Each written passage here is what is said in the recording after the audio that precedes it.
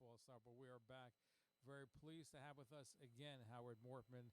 He is Director of Communications for C-SPAN, but we're looking at the fact, does Congress have a prayer? Well, we'll find out. His book is called When Rabbis Bless Congress, a very rich book. But today it's very apropos, Howard. Welcome back. It took 6 years for you to write this book. Congratulations, Mazel Tov on its publication. Thank you, Zev. I really appreciate that. Busy day today in Congress, but thank you for having me on today. I really appreciate it. So today was the 117th Congress. What's going on? They had a new chaplain today? Yeah. So what happens? So every 2 years, Congress starts fresh, and brand new Congress today. After the November elections, today was the day one of the 117th Congress. Both the House and the Senate, the members were all sworn in. Of course, everything looks a little different now because of COVID and the safety precautions. But it was, for a Sunday, it was a full work day in Congress. The first thing that Congress does every day, every session, is open with a prayer. They actually pray before they even do the Pledge of Allegiance, and this is a tradition that's gone back from the very beginning of the legislative branch, the beginning of congressional history. Today, as you mentioned, a little bit of newsworthiness on two fronts. They do have a new chaplain. For 10 years, the House chaplain, his name was Patrick Conroy, Father Patrick Conroy, a Jesuit, had been the chaplain who opened every session of Congress in prayer. He has left his post, and they have a new chaplain. So there's a little bit of news on the prayer front in Congress. She didn't pray today, but her name, she's a Rear Admiral in the Navy. Margaret Kibben is her name. And she's the first woman chaplain in Congress, in the House of Representatives. And she's now matched up. The Senate chaplain remains, his name is Barry Black, and Barry Black is also a Rear Admiral, and he's a Seventh-day Adventist. And he's African-American. So Congress now has a woman chaplain and an African-American chaplain, both Rear Admirals retired with the Navy, and both of them are now, open most days open each session of Congress with prayers. Have they ever had a Jewish chaplain? No, so that's a great question, and there's never been an official Jewish chaplain. And by what we're talking about here is the officially picked post to lead all the ministry of Congress now. But there have been rabbis who have prayed in Congress. And I know you wrote a book about it. You have a full book of it, but I wonder why hasn't there been a chaplain, an official chaplain, a Jewish one, if you had from different religious faiths? Why wasn't Judaism represented in that basis? Well, it's a really good question. I think I'm going to guess, just because this is not a shock, but this is a predominantly non-Jewish nation and just reflects the makeup of Congress. I will tell you, having written a book about rabbis in Congress, that there are a lot of rabbis who would agree with your question, who probably themselves fancy themselves to be the chaplain of Congress. So, maybe in another 10 years or so, when they pick another one, maybe there'll be a rabbi who will be up for running. But so far, no rabbi's been the official chaplain yet. We'll have to bring this complaint to my congressman, which I will do, since I realize it now. But something else happened today. Who else presided? Who gave the blessing in Congress today? Sure. So because we are in between chaplains, again, Conroy is out and Kibben is new, but she hasn't started yet. They had a guest chaplain today, and again, a guest chaplain is a man or woman of the cloth who gives the opening prayer. Today, that guest chaplain was a congressman from Missouri, and his name is Emmanuel Cleaver, and he's also a minister. He's a pastor. So Representative Emmanuel Cleaver gave the opening prayer in Congress today. And what's interesting is that this is not his first time doing it. He also opened up the 116th Congress 2 years ago today with a prayer. So he's done this before. He's prayed in Congress before. And again, he's a Democratic representative from Missouri. Now, he did two things that I found of interest in his prayer today. One, less controversial. The other one is more controversial. We'll get to that in a second. But he included the priestly blessing in his prayer, which is, and maybe your listeners probably know, goes back to the Book of Numbers in the Jewish Scripture, in the Torah, and is the oldest prayer. And so he recited in English the priestly blessing, and that's happened a couple times. They've heard that. So it's also, as a Jew myself, it's always interesting to hear a non-Jew use a priestly blessing to bless Congress. But then he ended his prayer a little uniquely. I'd never heard this before, by saying, essentially he said, he went through the prayer, and then he said at the end, a man and a woman. And we're going to play that clip so people can hear it exactly. We ask it in the name of the monotheistic God, Brahma, and God known by many names, by many different faiths. A man and a woman. Isn't that a little sacrilegious? Because it's a man, and you say a man and a woman. You know, is he making a joke? Or is he poking fun at religion? Well, yeah. So so I'm not I'm not an authority on liturgy and that the use of the word amen. I believe it really means so be it, or it's kind of like has nothing to do with gender. It's the way you conclude a prayer, and so it was it struck a lot of people as kind of an odd. And you kind of understand what he's getting at, just to be gender inclusive. But it's not even a masculine name. It's not like you say Father in heaven. You can say, okay, that's masculine. But amen is not. It's not man or woman. It's just amen. It's a Hebrew word. Right. Exactly. So, it's ridiculous. Yeah, it's like his first name is Emmanuel, so like the word man appears in Emmanuel, and you're not going to say he womanable, Cleaver. I mean, it's the same thing. It's got nothing to do, really. The word amen is nothing to do with gender. It's part of the prayer. So it was. You're right. I mean, it's.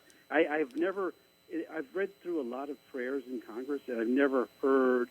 I guess you kind of heard people imply that, but you're right. I mean, we're not talking about female chaplains here, and there are. Obviously, there are Jewish female rabbis who have prayed. So it's not even that. It's really just changing up the word as part of the prayer.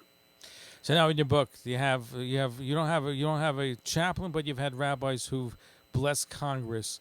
Do they have Hasidic rabbis also bless Congress over the course of American history? Yeah, and actually, I love this part of the story.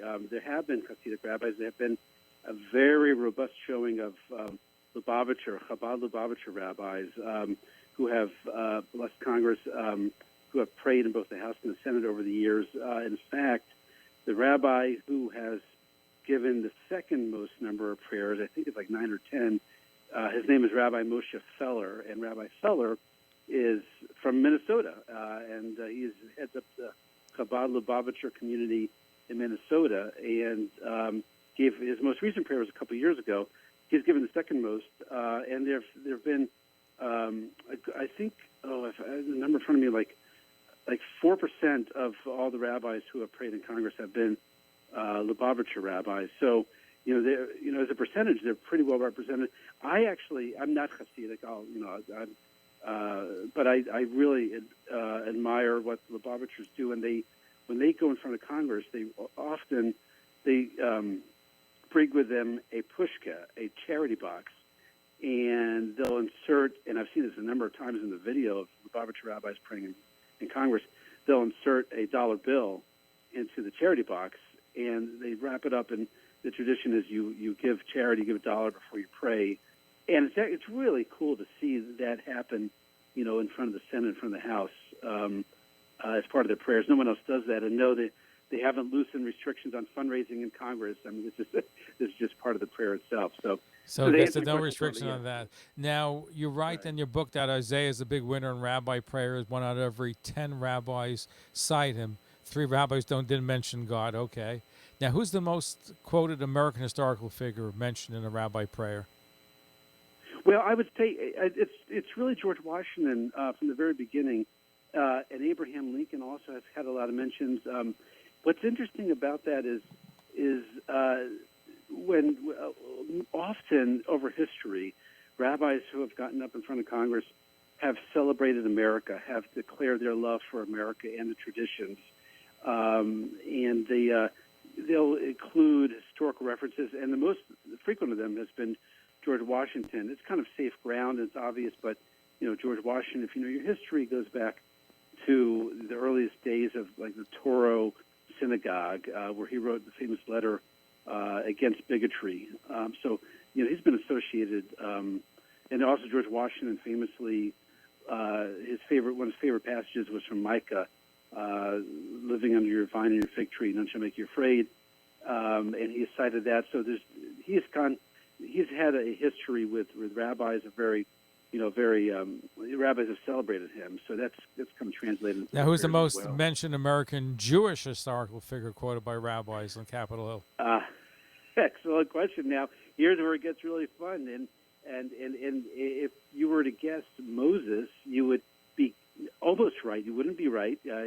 Moses is in second place, the great prophet and lawgiver, and Moses. Actually, there's a statue of Moses that's in the chamber itself as a lawgiver, but he ranks number two.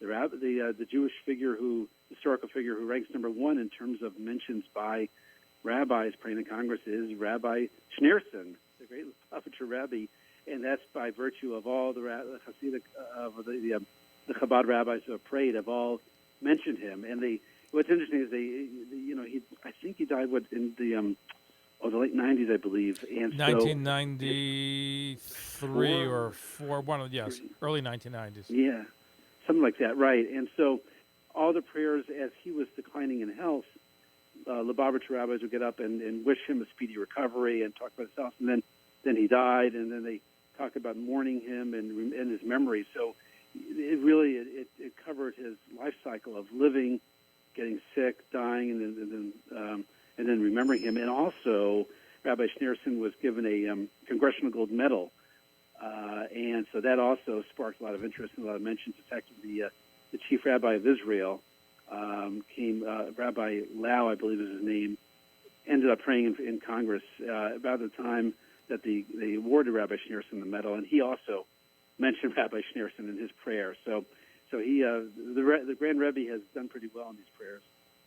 Our guest, Howard Mortman, he's Director of Communications for C-SPAN. He covers what goes on, especially in Washington, D.C. His fascinating book, 6 Years in the Making, is When Rabbis Bless Congress.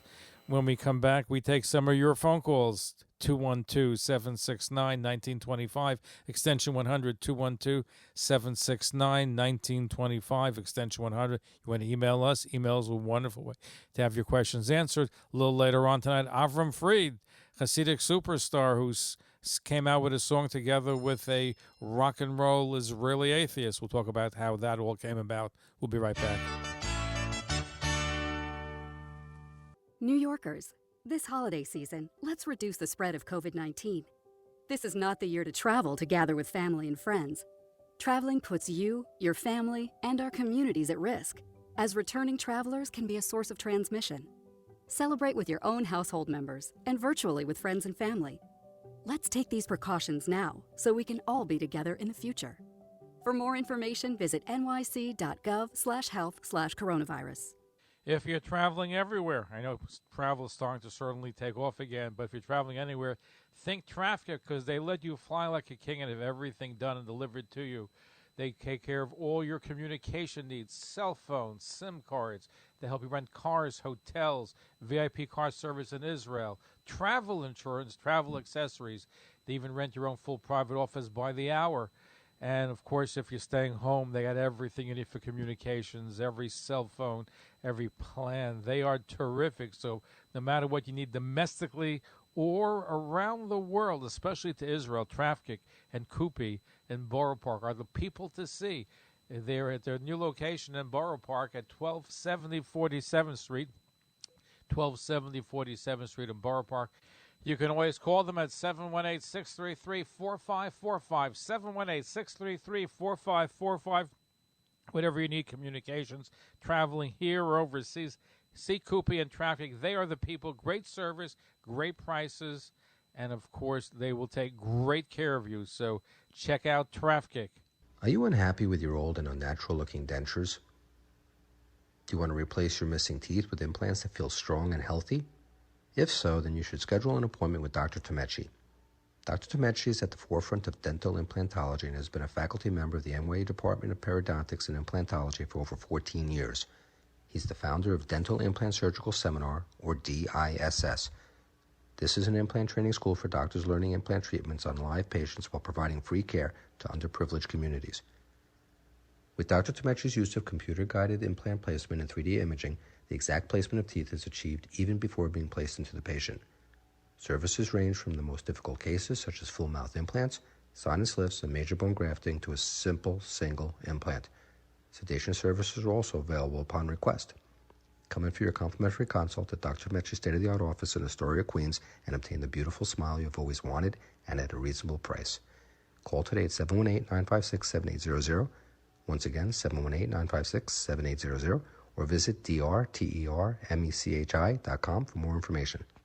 Follow us on Facebook, Twitter, and Instagram.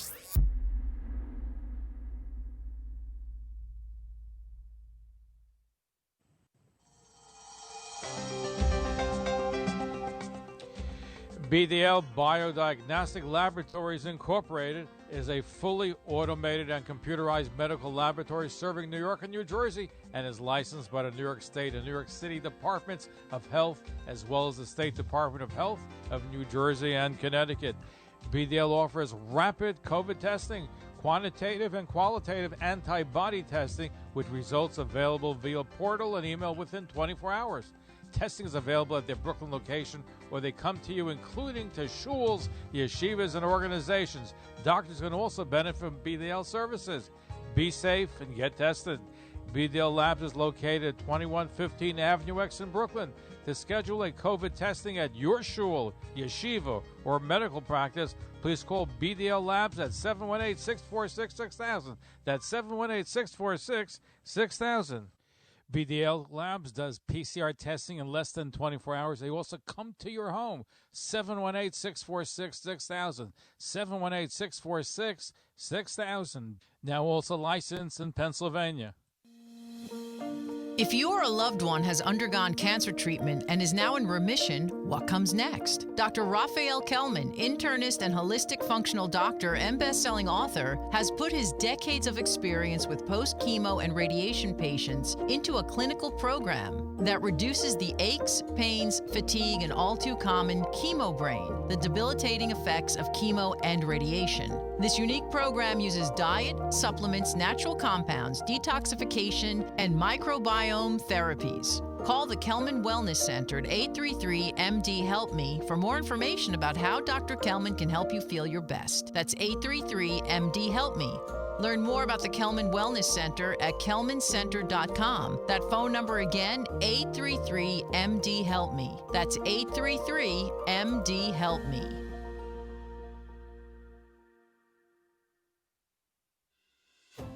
With colder weather, we'll all be spending more time indoors, where less air circulates and there are more people.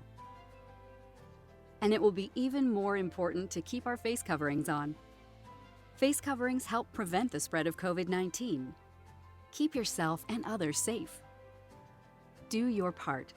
Wear your face covering, indoors and outdoors. Learn more at nyc.gov/health/coronavirus. Check this out. You're listening to Talk Line with Zev Brenner, America's premier Jewish broadcast on the air since 1981. Here is your host. And we're back. Howard Mortman, our guest. Fascinating book, When Rabbis Bless Congress. Let's go to Stan in Forest Hills. Your question for Howard Mortman, Director of Communications for C-SPAN. Go ahead, Stan. Mr. Mortman, can you hear me? I can, thank you. Yes, sir. Okay, I got an echo, Zev. Go ahead. Go ahead. Mr. Mortman, I'm sorry if I said your name wrong. Wednesday will probably be the most important day in American history. And nervous day, exciting day. C-SPAN will cover it, I suspect, as long as it goes, 24 hours. Will you do that? And how will you determine, after that's all done, how many people watched that particular event on C-SPAN? Because it will be probably one of the most nervous event, but probably the most watched event for the beginning of the year. How will you determine how many people are watching it, if you can? Go ahead, sir. Sure. Stan, first of all, thank you, Stan. What a wonderful question. Thank you, and I hope you're in the C-SPAN audience. I do appreciate it very much. Thank you. So a couple things. We will show what we're talking about. You were talking about the counting of the... Absolutely, yes. Yep. Right. And so it's going to be, as opposed to prior years, it was kind of just perfunctory. This one will have fireworks and will have the controversy going. And as long as everything is happening in Congress, meaning the vote is in the House, and then presuming there are debates about the votes that occur in both the Senate and the House, both chambers will probably be in session for quite a while on... gavel to gavel, all 24 hours or more? And you're so right. It probably will go a lot longer, even overnight. I mean, people are predicting it's going to go overnight into the wee hours of the next morning. I can't wait. Well, I appreciate that. But thank you for watching us. And to answer your question, we will be there the entirety of the time. Again, our mission is we don't shape the news or narrate the news. We let you see for yourself what's happening. I know, but how can you determine how do you determine how many people will be watching it, or after it's watched? Do you get some kind of not necessarily a Nielsen's rating, but do you determine after how many people watch C-SPAN in that event? Can you determine that? You're not going to like this answer, but the answer flat out is we don't know, and we don't know because of this reason. We don't have ratings. C-SPAN is not rated, and that's because we're not the government. We are privately funded, but we are a nonprofit. We don't have advertising, and when you don't have advertising, you don't have to sell commercials, so you're not rated. So there are no ratings that involve the C-SPAN. So I can't. I can tell you a number. I can tell you how many households C-SPAN is in. We are in about 90 million television households. Now, what I can tell you, unfortunately, is how many people are watching any particular program, and again, that's because of no ratings. No ratings. Stan, thank you for your phone call. We have a few more. We'll let you want to squeeze a couple more questions. Thank you. Go ahead. Thank you. Excellent question. Thank you so much. Thank you. Who was the most colorful rabbi to address Congress? Howard. Oh, gosh. You know what? I'm going to have to go with the colorful. There's been a lot of really interesting men and women who prayed in Congress as rabbis. A couple of prayers I really enjoyed that are like historical around the time of war. They've invoked, our troops. The most interesting rabbi, instead of colorful, let me answer the most interesting, is actually the rabbi who has prayed the most number of times and is still going strong. His name is Rabbi Arnold Resnikoff, and I say that because his history is very colorful. He fought in Vietnam. He was in the Mekong Delta front lines. He was in Beirut back in '82 for the bombing when the barracks were bombed. Rabbi Resnikoff has also spoke when the Vietnam Veterans War Memorial was built in Washington in the early '80s, the wall. And he's given the most number of prayers. He's given 17 prayers in Congress. And he always wraps it up in history. He connects what's happening that day in Congress, that day in the calendar, with something historical. So I really like, just in terms of history, this Rabbi Arnold Resnikoff I just think is wonderful to listen to. There have been, throughout the Jewish history, there have been important rabbis who have given prayers.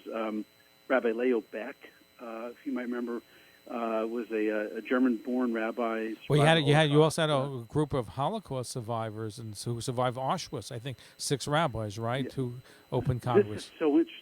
Yeah, this is such an amazing. If I can just spend a couple seconds on this history, the history of rabbis it briefly includes rabbis who escaped the Holocaust or either came here before the Holocaust or survived and came to America, became rabbis, and ended up praying in Congress. And of those, there have been Auschwitz survivors. 6 Auschwitz survivors ended up being rabbis and praying in Congress. Now, sadly, my own rabbi, I belong to Temple Road of Shalom in Washington, D.C., Rabbi Laszlo Berkowitz was his name. He survived Auschwitz, was rescued by the 82nd Airborne, and moved to America and became the rabbi of my synagogue. He actually died 3 weeks ago.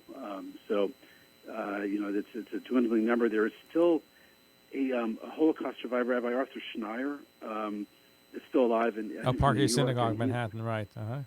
Yeah, and he's prayed in Congress a number of times. There was another this past year. well, actually, to answer your question about colorful, here's a great story for you. A Rabbi, Romy Cohen is his name. Oh, Romy Cohen, who Rabbi just Cohen, passed away, right. He's an Orthodox rabbi from Brooklyn and Staten Island. Exactly right. He just passed away from COVID, in fact, in March. Now, in January, Rabbi Cohen prayed in Congress, and he prayed on the 75th anniversary of the liberation of Auschwitz. He was not in Auschwitz. He actually not only survived the Holocaust, he actually survived the Nazis. He actually killed Nazis. He was called the youngest partisan, and in Czechoslovakia, he killed dozens of Nazis in his time, and was a real hero. And then he came to America, became a rabbi, and at the age of 90, he prayed in the House of Representatives in the end of January this year. And I've interviewed him, a fascinating individual. We have a few moments left. I find it fascinating that very few rabbis have mentioned Israel, including during the Six-Day War in 1948. And some of them have been even anti-Zionist. What's going on? I know. This was like one of the things that I disproved. I came in thinking, well, don't all rabbis mention Israel all the time? And no, they don't mention Israel. In fact, very few have mentioned Israel. The ones who have, for the most part, were early on, at the beginning, maybe the 10th anniversary of the founding of Israel, or the 15th. But few in just in the last couple of decades. And the most amazing thing is there were a heck of a large number of rabbis who prayed during the Vietnam War in the 60s and 70s. And the week of the Six-Day War, it was like 4 or 5 rabbis, suddenly an explosion of rabbis praying, and none of them mentioned the Six-Day War. They mentioned maybe domestic issues or civil rights or ending the Vietnam War, but no, that it's not come up. Now, I don't really have a take on that, whether it's good or bad. It's kind of just I'm going to say it's bad because they should have pride in Israel. So if you won't say it, I'll say it. I'll leave that up to you, Zev. That's why you're there. Absolutely. And I want to thank you for it. It's a delightful book. May I recommend it? It's available at Amazon and bookstores. When Rabbis Bless Congress, 6 years in the making. Howard Mortman is the communications director for C-SPAN. You know what your next book is going to be about? About Zev Brenner. Uh-oh. It may be a very small book. Anyway, Howard, thank you, and continued success. And people should read it. And I know you're working hard covering Congress. Today is a busy day, so we appreciate you taking time out of your busy schedule to join us. Thank you, Zev. You're the best. I really appreciate it. Great audience. I love the audience questions. Really smart stuff. Thank you for the opportunity. Thank you. Howard Morton here in the net. When we come back, Avram Fried, superstar. He came out with a song with an Israeli rock and roll actually atheist. We'll talk to him how that all came about right after these messages.